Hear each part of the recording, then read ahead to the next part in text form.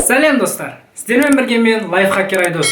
Мен күн сайын сіздерге өмірді жеңілдететін лайфхактарды үйретемін. Ендеше не істеп отырмыз? Кеттік. Әдетте инстаграмнан фото не видео қарап отқан кезде мен оны өзіме жүктеп алғым келетін. Жүктеп алу маған өте қиын болып көрінетін. Соның мен жауабын таптым. Енді соны сіздермен мен бөлісемін. Ол үшін біз App Store'ға кіреміз.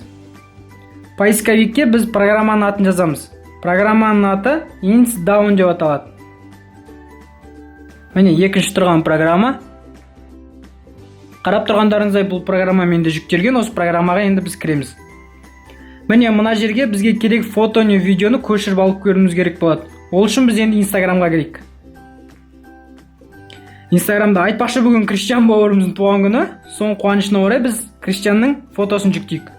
Ол үшін біз міне үстінде тұрған оң жағында тұрған үш точканы басып, копировать ссылкуды басамыз.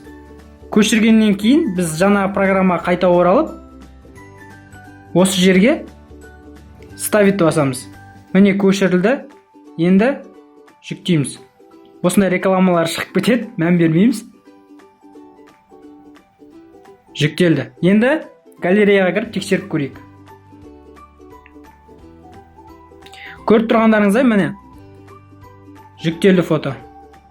Достар, бұл видео сіздің пайдаңызға тиді деген үміттемін.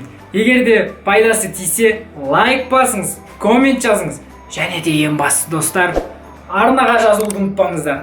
Сіздермен болған мен лайфхакер Айдос. Өмір деген жақсы ғой, сүре білсең. Қош сау болыңыздар. Неге Криштиандікін скачать еттім мен?